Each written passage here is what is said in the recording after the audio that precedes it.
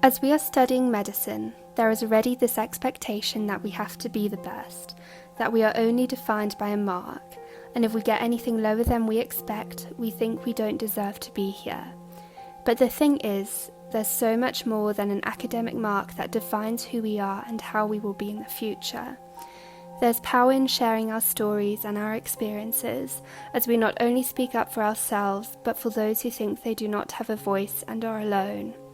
In a highly demanding profession with copious amounts of stress, perseverance, being willing to make mistakes and to learn from them, and determination to not give up is essential, as you only fail once you stop trying.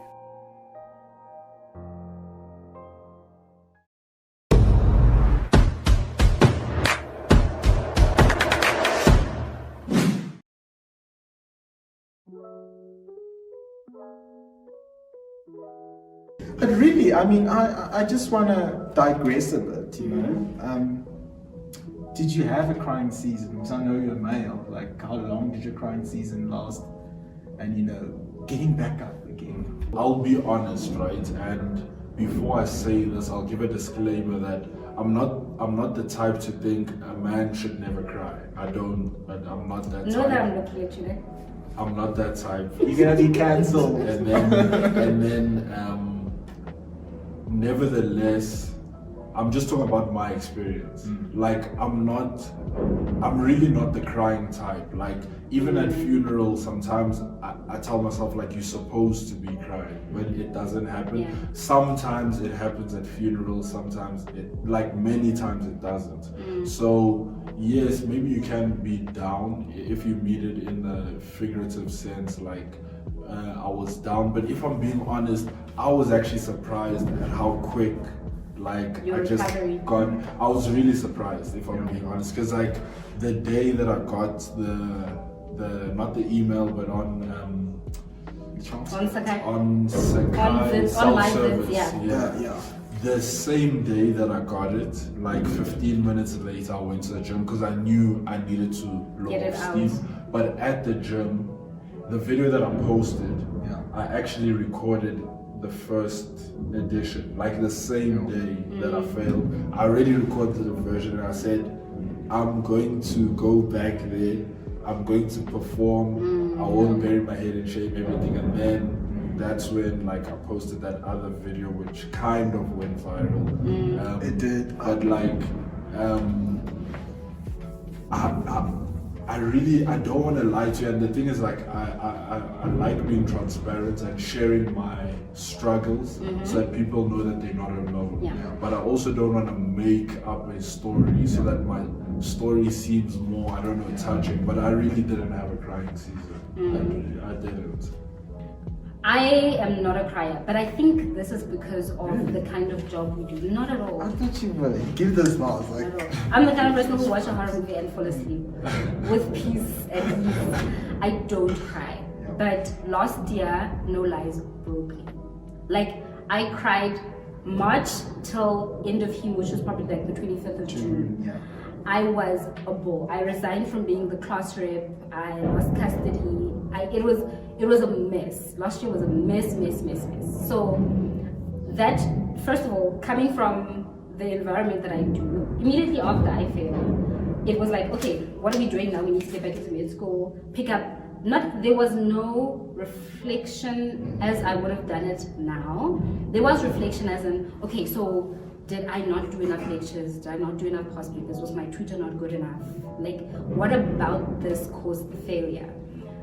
But beyond that, it was literally grind, get back in, do amazing. And then at some point I took a deep tour and never came back. And then, so now that I'm back, it's, as soon as I have difficulty waking up, that's the first sign. I'm not a morning person, so waking up is not my thing anyway.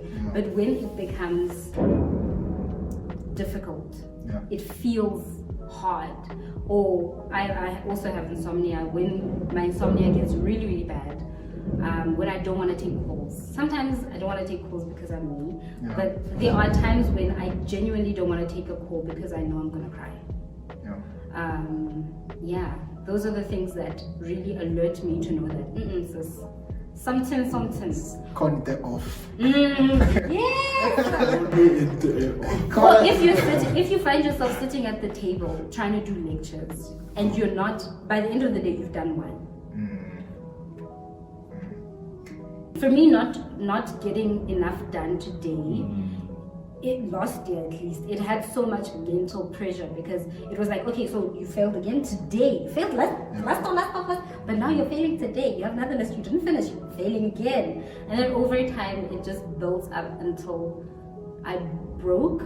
And the one thing I learned from last year to this year about the season of sadness, or the season of tears, I think you called it, was that it's okay to cry. It's not shameful to show emotion, and don't apologize when you cry. For whatever reason, when you cry, I'm so sorry for crying. And it's like, my therapist is like, you're not doing anything wrong. You are feeling, and that's absolutely perfectly okay. But also don't expect to be put back together the way you were the first time. Because that was a really, really big struggle for me. I expected to be Restored. 2010, the girl who was on top of her things, she could always get things done. But I'm not. I'm a completely different version of her, and I've gone through things that can't get her back. Yeah. You've grown. That's growth. Jeez.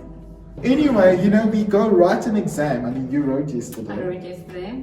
And there's so much of toxicity around it. Like, oh no, it was a horrible paper. I'm just so gonna fail. Like, I know it's not your business to comment on how people perceive things, but like it's so toxic in its nature. Do you think that has also an impact, like when you're going down that path of failure?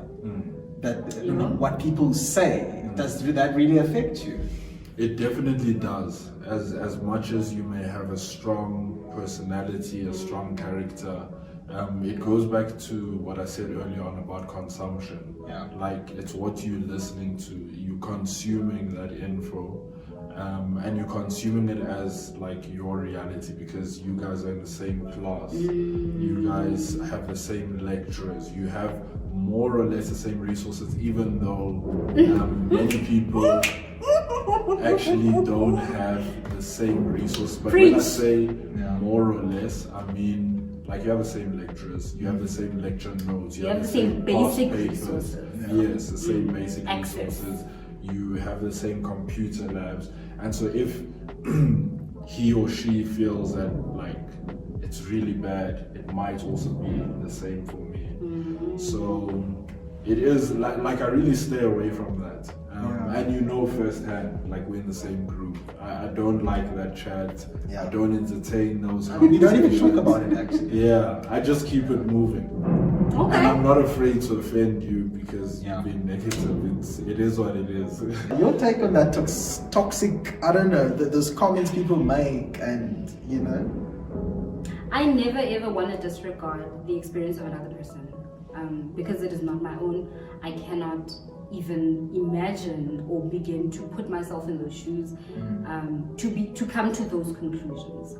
So if somebody says, for example, somebody will say, Reno was such a difficult blog and it was only 4 weeks, this and that. But for me, it was actually the easiest because at this point I get the hang of how things are working. I've gone through my emotional turmoil, I've built up the stamina, and now I'm like thrashing the academics. A little too late, but still, just as a principle of life, I don't discredit somebody else's experience. I just acknowledge that it is not my own and I might feel differently. But the perspective of exams that I have now compared to I did 10 years ago, so as a GEMPer versus as a mainstreamer, exams in Wits specifically don't test how much of the block you know. They test random things that they just make up. Yesterday they were asking us if it's okay to pass a law about people having premarital sex. Has nothing to do with the rest, nothing to do with the lungs, okay? So exams don't necessarily, I swear this is an exam paper, check the review. So exams here don't test how much you know. So I don't look at exam marks and think, I failed because I don't know the block. I think the questions that they were asking were not questions based on the knowledge that I've accumulated. It was simple and very small facts on very small key details. But if you were to ask me to explain the system or the disease, I could very comfortably, even the pharmacology. So yeah, that's my attitude. But like, just to sum it up now, Emmanuel, you know, what advice would you give to a person, and also alarming signs that, like, man, my brother, you know, you hit him for the wall now, things to avoid. What would you give, you know? So that's technically two questions. I'll answer first. Alarming signs, right? I think, I mean, as a student, it's just your marks. It really just is your marks. Yeah. There's a theory component and there's a practical component. And generally what I do, I just have like a chart. So for every block, I just have the marks that I got for every track. And then even before the cumulative marks come out, I do my own cumulative marks so that I know more or less where I'm standing. So I mean, the pass average is 60 at Wits. And then per track it's like what, 50, but you still need like 60 overall. So I think if you in that range of any of the marks that I've just mentioned, you should always try just get higher than that. And if it's lower, then try get help. In terms of advice that I would give for what someone that has failed, right? Always So, a help to Currently facing. I would say if you failed, like at anything, it doesn't have to be academics. If yesterday just got an email that you failed at a job interview or this or that or that, I'd say first thing is acknowledgement. You have to accept the situation, because if you don't accept it, you're not able to actually break down like what is the situation. You're gonna be in denial and you don't progress. So accepting. Second thing would be introspection. Like I think there are some biased organizations and all that, but I've always told myself that there's always something that I can do, even in an unjust world. And this is my belief and my belief alone. This is not me saying this for everyone, but I feel even in an unjust society, I'm gonna make it if I want to make it, because there's always something that I can change and I can better. So introspection, and thirdly, get help. Get help. I think it has become such a slogan, and maybe people's brain go dormant when they hear that stuff. My chat is that your role model has a coach, your role model has a trainer, your role model may even have a psychologist. My role model is LeBron James. He has his coach at practice, but he has a personal trainer that he hires to come home. And it's like, if he's getting help and he's as great as he is, why should I not get help? And it's like, maybe, just maybe, if he wasn't getting the help that he got, he was never going to be my role model. He was never going to be at that level. So you are strong enough, you're brave enough, you're powerful enough to do it on your own, but you'll only be better if you get help.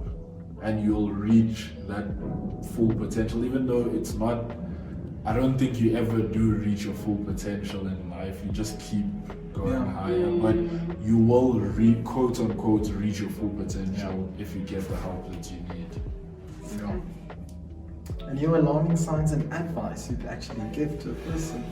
Alarming signs, I think Emma covered the most vital ones. Marks, number one. They might not be reflective of your knowledge and your value, but they are an indication of where you stand.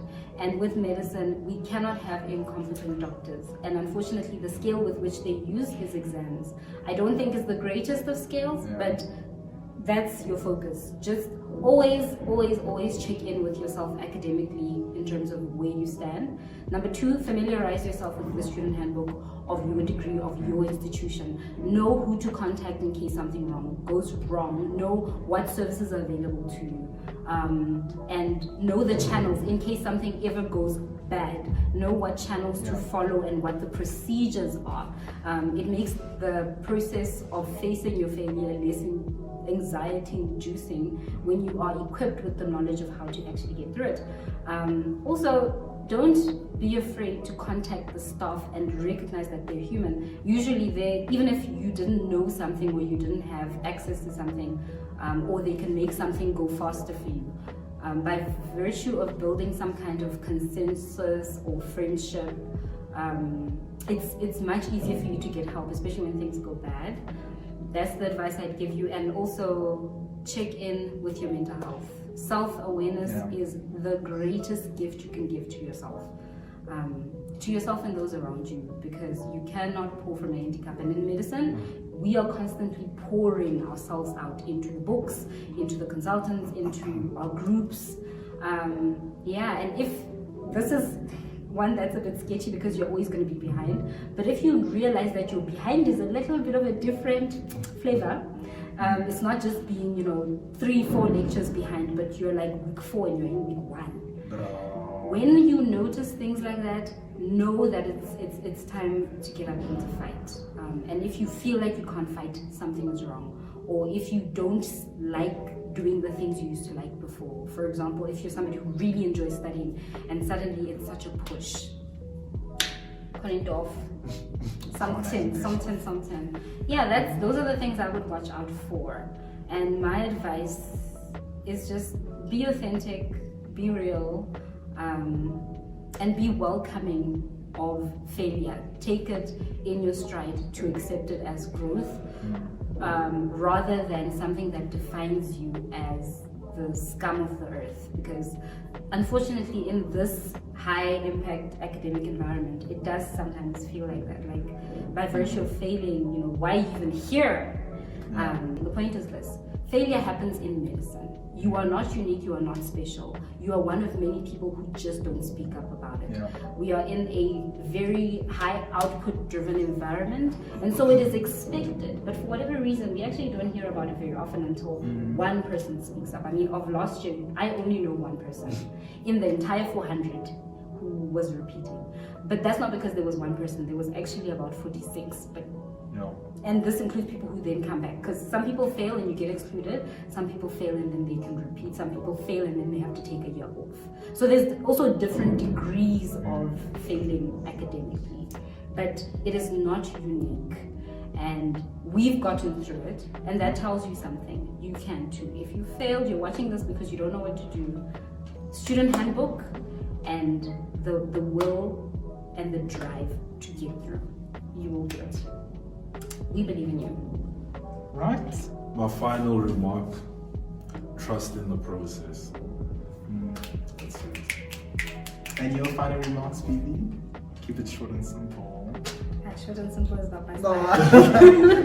But yeah, if you really, really, really want something, don't let anything deter you. Even the things that you think are set in stone, like, for example, systematic exclusion of certain people based on your circumstances. You want it, put your mind to it, inform yourself, research, and then go for it. You lose nothing. Wow. And it is time for you to turn that stumbling block into a stepping stone. Yes, sir. And embrace the season of failure. They could do it, and when it comes my way, God forbid, whenever it comes, you should not fear. No. There's a lot of help around you, and there's many that are for you than against you. But your mind needs to be in a good space. As they've already alluded to, OSS is there.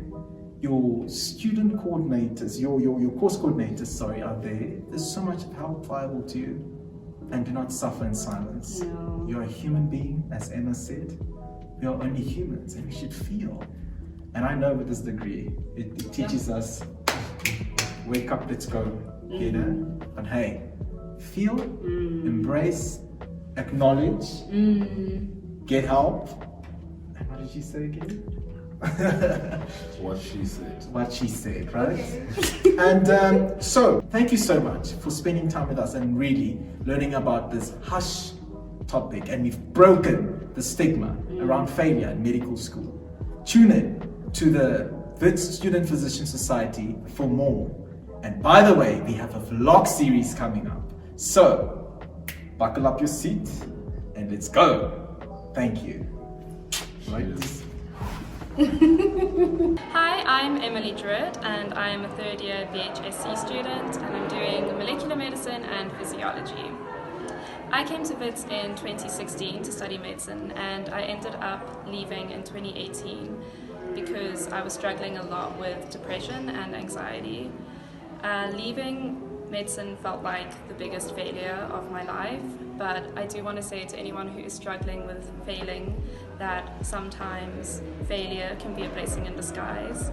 I ended up leaving and doing a BA for 3 years and I really enjoyed it and it helped me heal a lot, and I think that failing led me to a better place. I know how hard it is to deal with, but you will be okay, and when one door closes, another opens. And I'm now back using my credits from medicine to do BHSC, so full circle. We would just like to give a special thanks to the Adler Museum for allowing us to use their space. Please feel free to come at any time of the day to visit them.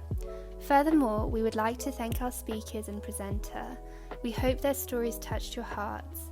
Do not forget to like, share this video and subscribe to our YouTube channel for more content. Thank you.